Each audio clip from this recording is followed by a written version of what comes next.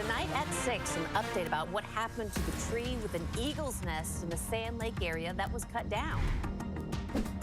Well, we have some new snow here in Anchorage. A volcano is restless across the inlet, and the Iditarod race winner will likely finish early tomorrow. I'll have the forecast. A lot of it depends on how much ash is put into the air. As the chances of Mount Spurr erupting has increased, we ask how it could impact travel plans and what else we may need to look out for. Less than 100 miles from the newly unveiled Burled Arch, we have the latest Iditarod standings. The top racers are in White Mountain. Plus, an Anchorage athlete coming home from the Special Olympics World Winter Games with 3 medals, including gold. We'll hear from her and how her teammates did.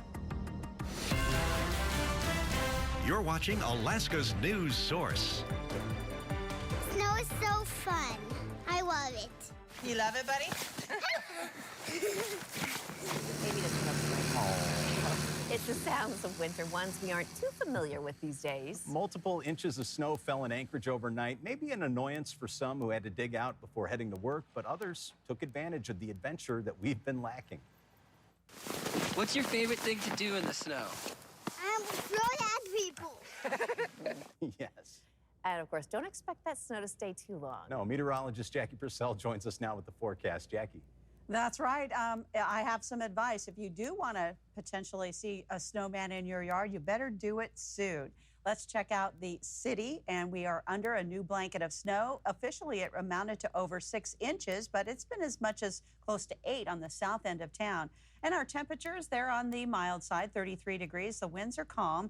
But as far as those snowfall amounts, there's a look at the range around town. That 6.6 recorded at Ted Stevens Anchorage International Airport, up to 7.9 on the south side of town, between 4 and 6 on the mid to upper hillside. Now, as far as the biggest impact is we've actually upped our snow totals for the season to 40.2, and this is the highest storm total for Anchorage that we have seen since Halloween. So that's something to be happy about. It's the most snow on the ground, really, since January 17th. And last year at this time, it was 3 times that much.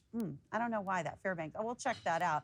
But Fairbanks is seeing some clear skies into the interior. Some snow showers are still possible for the south central region, including the Anchorage area tonight, but it's expected to be light. Here's a look at that forecast. Going into Friday, still some showers hanging on, especially toward the west side of the inlet, and it'll decrease as we go through the day. Saturday, we're looking pretty good for some partly sunny conditions. So as far as our forecast for tomorrow, here in Anchorage, we're going for 38 degrees. That's the major reason why I say if you want a snowman, you better build it tonight. And 23 in Fairbanks, they'll see some sunshine, as will Juneau, 34, and Bethel coming in with 11. So some cooler temperatures on the west side of the state and through the Aleutians. I'll have more on the forecast coming up, but there's a lot going on. Thanks, Jackie. Well, the Ted Stevens Anchorage International Airport says that it cut down a tree that held an eagle's nest. Lots of people in Anchorage had questions about what had happened. The tree was near Kincaid Elementary in Anchorage's Sand Lake neighborhood. Well, today the airport told us it received a permit to cut down the tree after determining that the nest was no longer active. ANC's wildlife biologist Carrie Olson says that the nest was on the airport's property within 2/3 of a mile of a runway. The airport released a statement saying the decision to remove the nest was made after an eagle strike forced an Alaska Airlines flight to return to the runway after a takeoff in December, resulting in damage to the plane and the bird being euthanized. And the city of Anchorage is keeping a close eye on Mount Spurr's activities. Now, the mayor says that the Office of Emergency Management is leading that charge. We are actively monitoring and have been monitoring. We've got an Office of Emergency Management that falls under the municipal manager. And so that tracking and monitoring and connecting, with other agencies is ongoing. And that office is also consulting with individual departments like street maintenance, which says it is prepared to clean up ash. Probably use some water and just sweep it up with our mechanical and vac sweepers. If we were to get more than that an accumulation of, say, we get a 1/2 inch, probably going to see some graders and loaders out there with some rubber cutting edges and things like that, windrowing it up and actually scooping it up, putting it in dump trucks, and then following it up with some sweeping. Street maintenance says it's stocking up on air filters, and what they do is they wrap them with pantyhose, which can help protect the equipment from corrosive ash.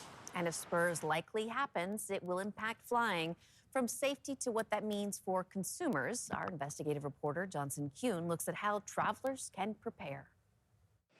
Lots of things can interfere with our air travel plans. Bad weather, running late, other things too. But what happens when one of those things is a volcano? If volcano erupts, we'll make different plans and adapt like we always do in Alaska. A potential Spurr eruption on the minds of Stephen international travelers. We drill on a regular basis on all kinds of emergencies, including volcanic eruptions. It's also on the mind of Transportation Department's Shannon McCarthy, who says the DOT is working closely with the Alaska Volcano Observatory to monitor the situation. We'll be adaptive, we'll keep the public safe, and we'll communicate regularly should we have impacts. This might be a good idea to check on your travel insurance. That's just one piece of advice from travel expert Scott McMurrin. He was at the Anchorage airport during Spurr's last eruption in 1992. He says pay close attention to the news, airline apps, and know what type of ticket you're purchasing. Alaska Airlines has been here through these events. And so, whether it's refunded or whether it comes out as a credit or whether they just rebook you and so forth, that really, it's a case-by-case basis. Alaska Airlines spokesperson Tim Thompson says in case of an eruption, if flights are in the air, they'll work closely with airports on diverting to different locations. In the meantime, it doesn't seem like there's any real imminent danger at this second, so we're going for it. They're asking Alaskans to prepare and remain resilient. Johnson Kuhn, Alaska's news source. And just like people, our volcano watch includes an ashfall alert for pets and livestock. The state vet urging animal owners to prepare so they decrease the risk of animals inhaling or ingesting toxic ash. The main risks would be, again, kind of that direct contact with eyes, nasal passages, and lungs. So breathing it in and getting those particles in the lungs can be damaging and can cause some problems. If you can put your livestock inside, please do. If you're not equipped for that, then try to keep them in an area without exposed grass. Well, problems for both indoor pets and livestock. Dr. Coburn says that owners should stock up on feed and medications ahead of time, keep animals inside as much as possible, and ensure eating areas are clear of ash. If you suspect your animal may be experiencing ash complications, the advice is to seek immediate veterinary care. Still ahead, we're checking in with Iditarod 53 leaders as they near that finish line. Plus, an update from an Alaskan Special Olympics athlete who's winning big in Italy, what medal she's taken home, and we'll tell you how her teammates did. You're watching Alaska's news source. Welcome back. As we near the true home stretch of this race, the 22 miles from Safety to Nome, our trail crew is live with details on the pace of the race and how a new route is playing into that. Jordan, Tyler? Yeah, Beth, here we are 10 days and about 6 hours into Iditarod 53. And if you're thinking at home, well, that seems a little bit longer than in years past. Well, that is because it is. The last 10-plus day finish was 1994 Martin Boozer, 10 days and 15 hours, and we're still a few hours away from our finish here in this year. Yeah, certainly. And just looking at the distance of this year's race, it's kind of easy to see why. Now, if you go take a look back, 1,128 miles. That's one of the longest in Iditarod history, which started in Fairbanks last Monday. Yeah, you go from Fairbanks to Nome, add a couple 100-mile loop in there, and pretty tough trail conditions, and then slower speeds and more rest on those hotter days, and that kind of explains where we're at today. Certainly, and few know more about it than longtime race director Mark Nordman, who explained a bit further about the conditions this year. We saw this last time we ran on the Yukon. You know, people are thinking, well, it's just flat. It's a long way with that extra mileage for sure, but our trail breakers, how can you not? They're an amazing bunch of young men. Just the amount of work that they did this year to get them here, they're the unsung heroes. They're my heroes. And, you know, it doesn't necessarily get easier, even though we're 90+% of the way through this race. It doesn't necessarily get easier that last stretch on the sea ice. Yeah, certainly not unpredictable for sure. Coming up in the late edition, we are getting even closer to crowning a champion in Iditarod 53. So stay tuned. More Iditarod coverage coming up throughout the night. All right, thanks very much, Jordan. Tyler, the front few teams, well, they did separate themselves from the majority of the field a while back. And tonight, 3 Alaskans are now just 2 checkpoints or fewer out from the Burled Arch. Jesse Holmes leading by a couple hours. Now he's seen here arriving to the White Mountain checkpoint in footage from Iditarod Insider. He has now left White Mountain, though. Matt Hall in runner-up position and Paige Drobny sitting in third after arriving to that same checkpoint not too long ago. Kind of confused. Oh, dog. Matt. Welcome. How we doing? Doing fine. And that is Matt Hall, again, sitting in second, also on his required 8-hour rest in White Mountain, where Holmes was a few hours into his rest by the time Hall arrived. Here's part of what Matt told Iditarod Insider about his rest at Elam when he arrived at the White Mountain checkpoint. It was just a good time to give back to him. There was no, I was done chasing, couldn't catch him. There was a little bit of a buffer between me and Paige. So my camp out of Koyak, I took an extra hour from what I planned there. I took 4 instead of 3. And then I was like, you know, if I'm gonna bounce these guys back, like, you know, win by a minute, win by a mile, whatever that saying is. Like, it don't matter if he's 6 hours ahead of me or 6 minutes ahead of me, so why not just put it back into him?